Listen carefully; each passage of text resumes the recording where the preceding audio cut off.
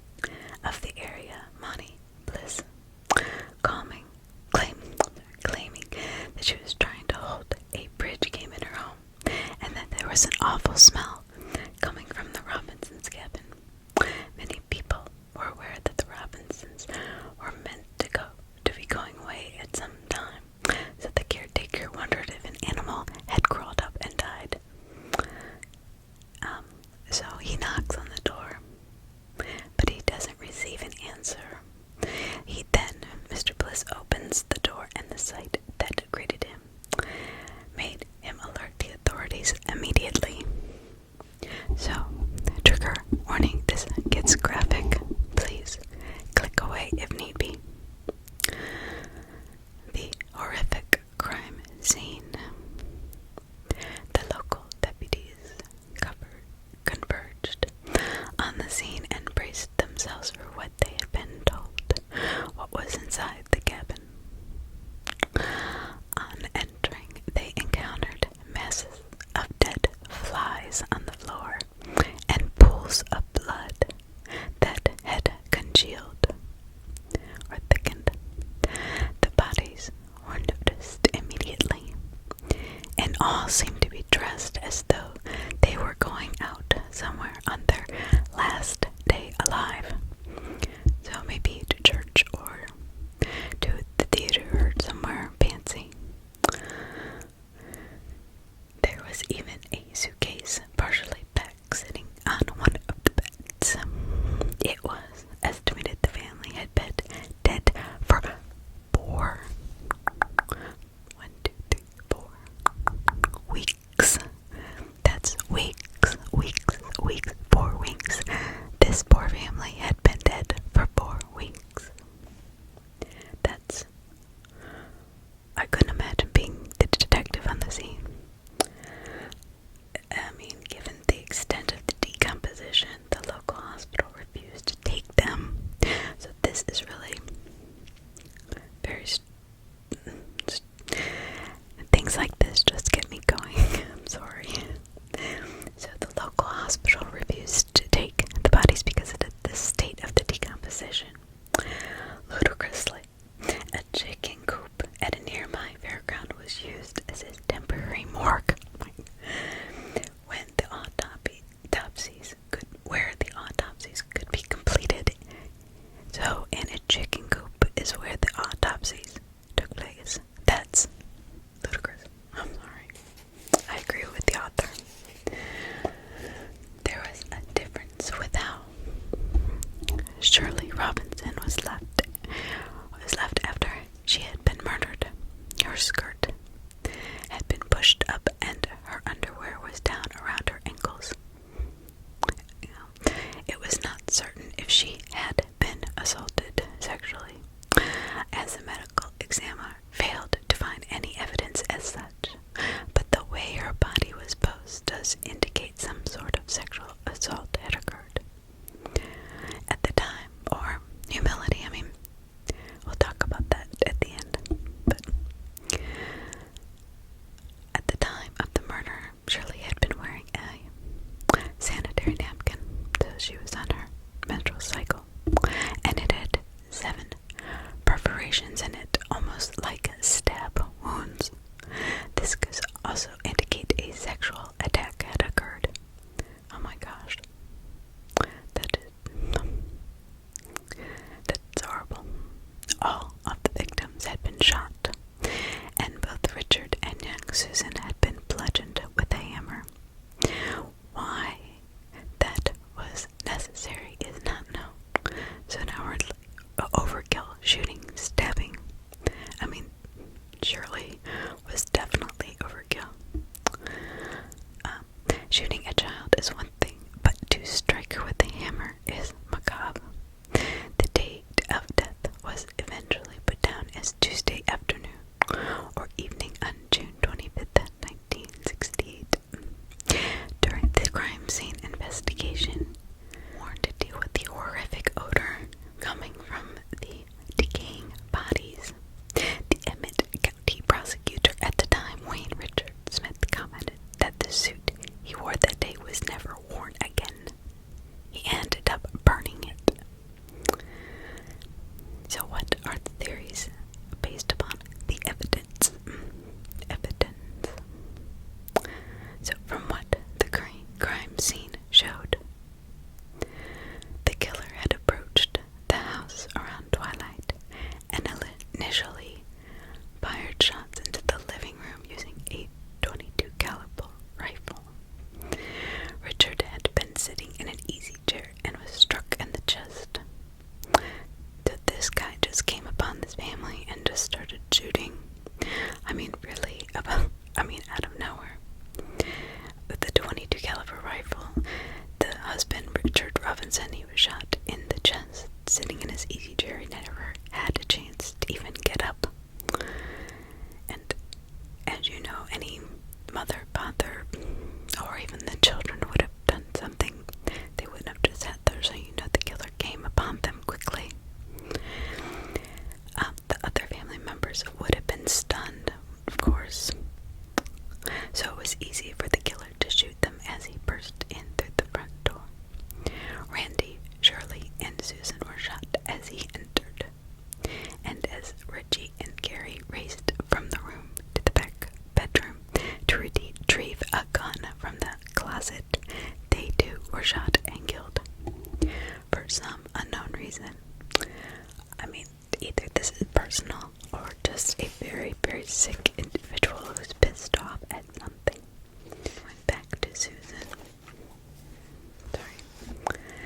The killer then went back to Susan and struck her in the head with a hammer. To ensure they were all finished off, each member of the Robinson family was then shot one more time in the head. Fire that took place inside the cabin. It isn't a wonder that nobody heard this and it didn't raise an alarm. But for those that lived the closest, were out at the time, and those who did hear the gunshots and shouting assumed that because it was still quite light outside, perhaps the Robinsons were out by the beach shooting gulls. So they thought they were shooting seagulls by the beach. In the middle of the night, it was, twilight. But still, it was twilight. It was still light out.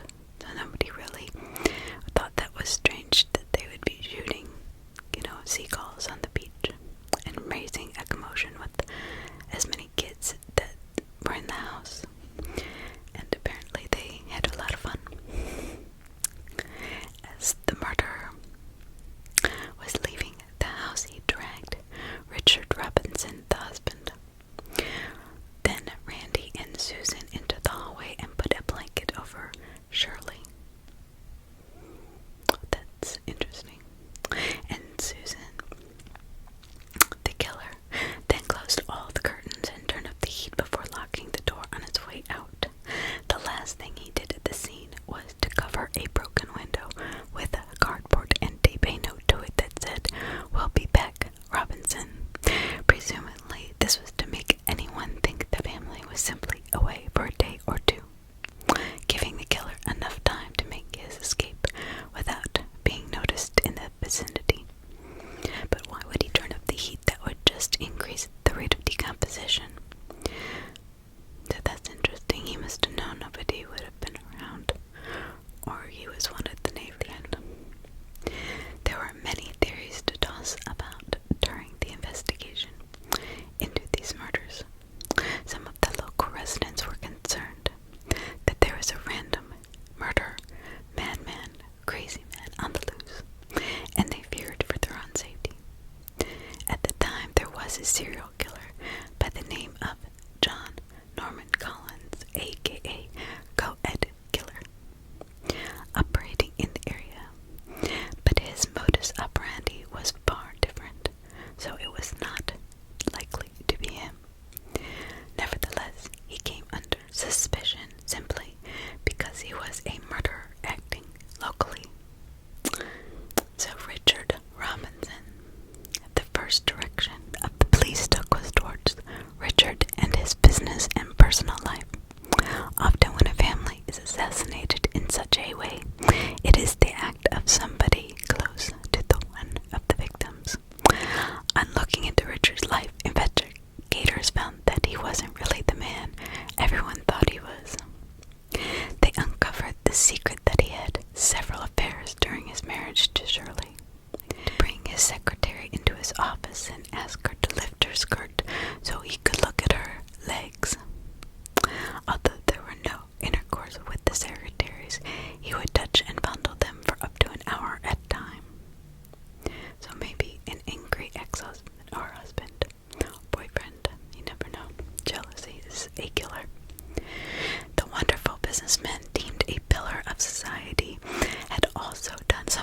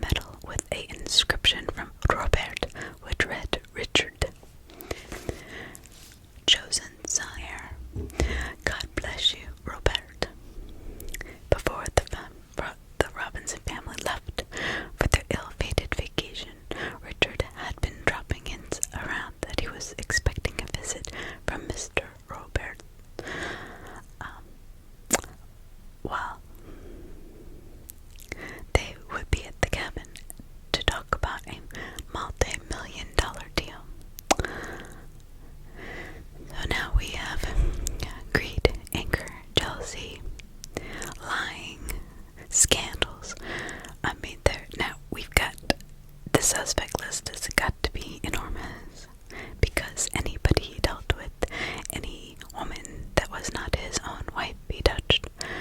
I mean, anybody. He could have pissed off a lot of people. So unfortunately, yeah. So, and here's the thing, Robert and Robert. The detectives wondered if Mr. Roberts and Robert were the same man, or even if they ever existed. Organized crime. Okay, so now they're thinking that Grace killer, jealous ex-husband, boyfriend, whatever, slighted businessman. Well, now they're thinking maybe he's part of organized crime. There was a large possibility that there was an organized crime link to the murders for a variety of reasons.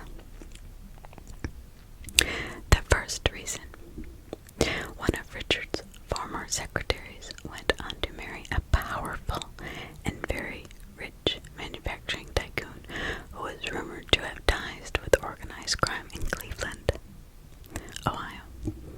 Around the same time as the murders, the secretary had suffered a miscarriage, and there word that the baby was Robinson's and not the husband's after all. As mentioned before, Richard had swindled a number of families out of substantial amounts of money. One of those families was allegedly associated with organized crime. So the detectives had to consider the murders were a hit as a payback. Also, one of the weapons used in the murders, the AR-7, was very popular among the mafia hitmen at the time. Another rumor that was that Robinson was behind in his payments to the mob. That's not good.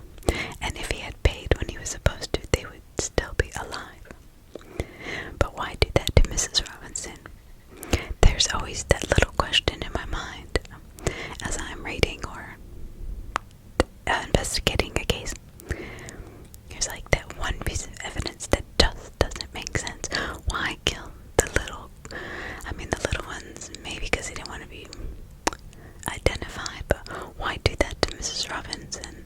If you're just wanting money, you would have kept him alive. You wanted to torture her. I don't know. Something about her, the way she was killed, tells me probably somebody who he really ticked off by messing around with their wife.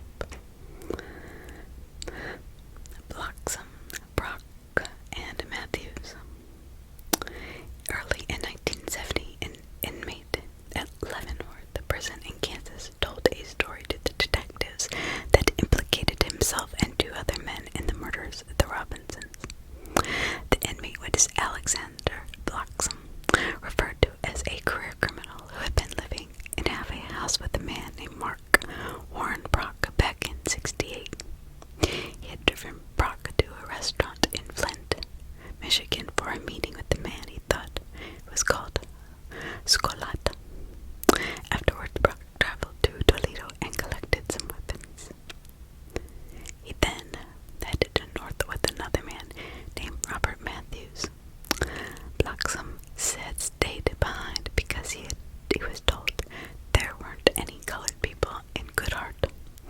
2 days after the murders, Brock returned. Bloxham had the ability to recall a lot of detail. He perfectly described Richard Robinson's briefcase when he claimed Brock returned home with her and destroyed later. He also had in his possession a black suitcase with guns inside, among other items, including a photograph of the Robinsons and canceled checks. These items were to be kept for future blackmail purposes, and Bloxham was instructed to get rid of the suitcase at a salvage yard. The envelope was hidden at a relative's home. According to Bloxham, Brock had told him they went to the cabin. They knocked on the door. Then he faked having a heart attack. He laid down on the door, As Richard tried to help him, Matthews came into the cabin and opened fire. He also said his wife shot first, then one of the children who had tried to run, and then they just killed them all. Okay. That doesn't really make sense. It says that Mr. Robinson was in his easy chair and never got up, or at least that's what the evidence pointed to. So I questioned this guy a little bit. Brock was in prison when Bloxham's story came out, and he actually verified almost every detail of the story. He even admitted he wouldn't be opposed to carrying out a murder for the right price, but he was adamant he did not murder the Robinson family. The three men, Bloxham, Brock, and Matthews, were given a polygraph test to confirm or rule out their story. Surprisingly, Matthews passed this test. Bloxham was eager to do his test, but he ended up failing it. Brock flat out refused to take the polygraph. Without definite corroboration or evidence, the theory that Brock and Matthews had killed the Robinsons was inconclusive, so none of them were charged. Interesting that Bloxham failed. Monty Bliss, the caretaker, he was the one that went in and found them. Many of the locals in the area pointed the finger at Monty Bliss as being the culprit. His father and he had actually built the homes in the area, including the Robinson cabin, and it was afterwards that Bliss took up residency as the main caretaker, who better to do repairs on the cabins than the very man who built them. Despite his handyman skills, Bliss was known to have a short temper and would often be found talking to himself. Some of the locals were even afraid of Bliss, thinking he was a bit odd. So why would Bliss murder the Robinsons? It turns out when his 18-year-old son was killed in a motorcycle accident while riding drunk, Bliss held the Robinson family accountable. Apparently, his son had been with the older Robinson boys that same day. To make matters worse, the day before the funeral, Richard had visited the family to offer his condolences. That's interesting. And explained they would be unable to attend the funeral. That might not have been so bad, except that Richard then gave his wife just $20 towards flowers, which Bliss found insulting. It was the very next night the family was murdered. Oh gosh. In this story, I said it sounded like somebody could have been really pissed off that lived nearby because they had to know that they were going to be there. Had to know nobody would come and find them for so long because he turned up the heat for quick decomposition. And it just seemed like somebody with a lot of anger, maybe not necessarily directed. You know, I mean, there's the son dying. That's enough. I mean, someone didn't drive anybody crazy. So that could have been definitely, just out of character move for him. Who knows? Some investigators felt that the female victims were subject to overkill, and therefore the target of revenge. The use of a hammer on Susan also brought suspicion on Bliss, as he was a builder by trade, so naturally would own a hammer. Well, everybody owns a hammer. I even own a few. There was even a rumor that his hammer had gone missing from his toolbox. Okay, that's more suspicious. However, the police considered this information to be the result of locals having a chat over a beer and speculating rather than fact. And Bliss was cleared as a suspect. His behavior continued to be more and more bizarre, though, and at times he was heard to say that he thought that the Robinsons had it coming. In some cases, he claimed he had killed the family during his semi-crazy ramble lost his son. He really did start to lose it. The co-ed killer. So now we're talking about, remember I mentioned earlier, there's a serial killer from that area that was called the co-ed killer. Well, the co-ed killer was otherwise known as John Norman Collins, a man who was charged with one murder but suspected of up to 15 more. He operated in California and Michigan between 67 and 69. Victims were young women. His murderous spree came to an end when his uncle, a state police corporal, became suspicious. Collins had actually used his uncle's house to murder an 18-year-old woman. Now that's balls. An 18-year-old woman named Karen Sue Beinman, a student at the same university Collins attended. Ironically, another fellow student at East Michigan University was none other than Richie Robinson. So let me read that again. Collins had actually used his uncle's house to murder an 18-year-old, so the serial killer used his uncle's house, who was a cop, to murder an 18-year-old woman named Karen Sue Beinman, a student at the same university Collins attended, but ironically, another fellow student at the East Michigan University was none other than Richie Robinson, the son. So that is very coincidental. Stories came about that Richie and Collins were in the same fraternity before they would have known each other. Others claimed that the two had met during orientation at the university, and Collins would have visited Richie at the family cottage in Goodhart, where the murders eventually took place.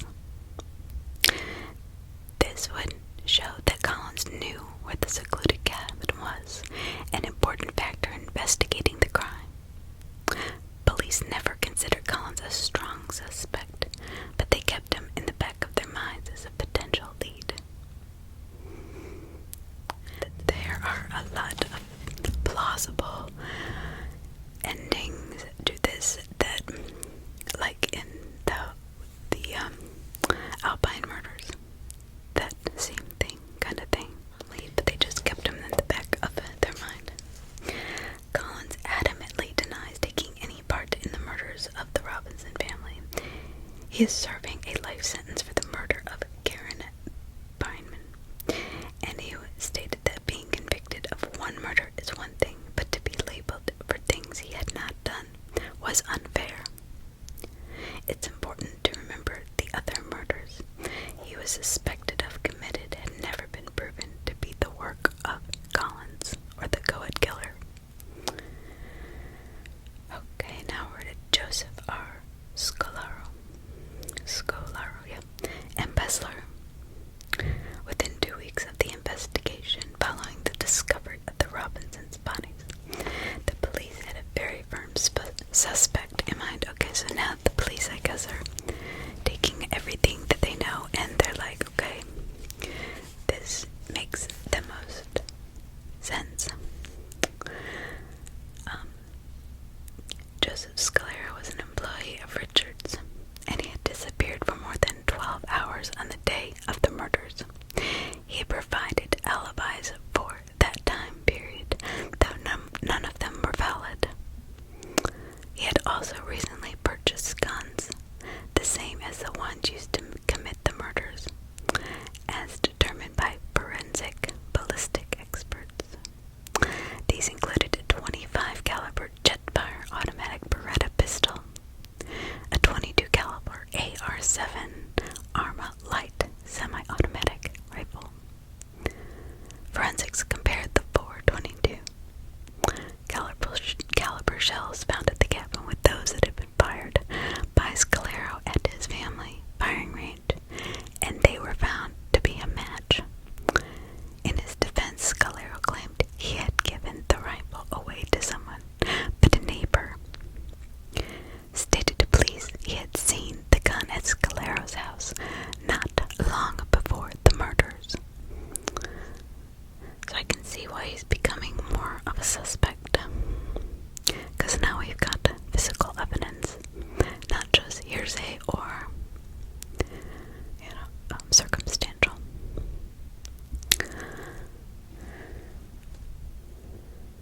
was questioned. He said he had given away the .25 caliber pistol, and when questioned, he provided a second pistol of the same caliber to the police that he had purchased at the same time as the other ones. At the crime scene were found some Seiko .25 caliber cartridges, which are a rare brand of ammunition produced in Finland. This particular ammunition is only sold during a short and specific time period each year, and one of the purchases listed in Michigan was Scalero.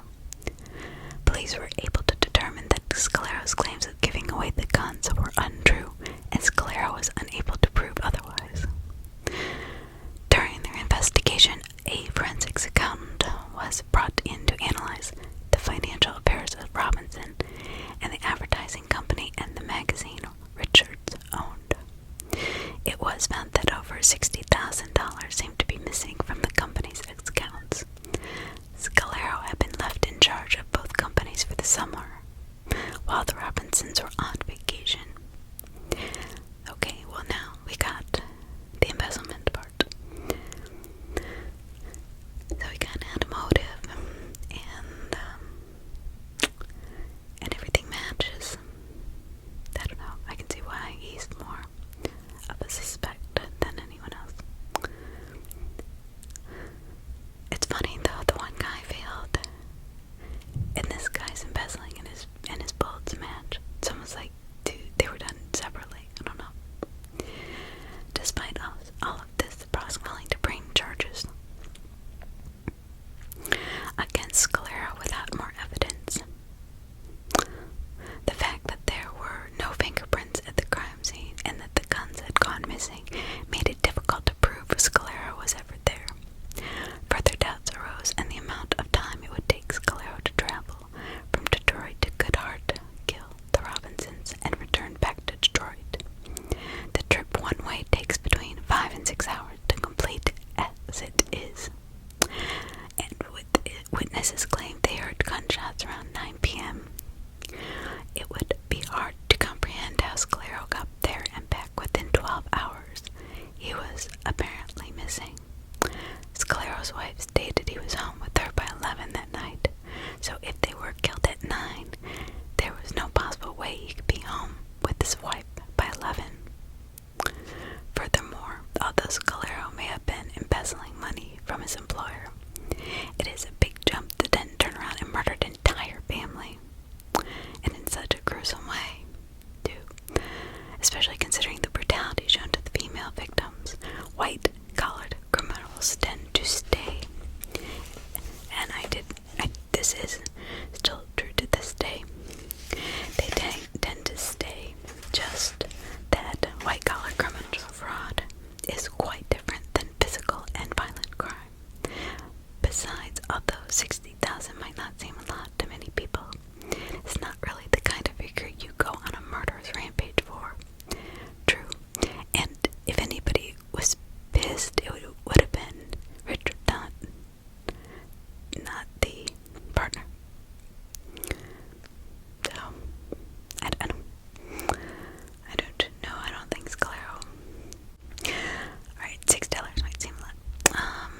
If you are terrified of getting caught, though, it might be a reason, but probably not. Unless, of course, the embezzlement was much larger. On the morning of the murders, Richard called the bank to check if a deposit he was expecting had been made to the value of $200,000.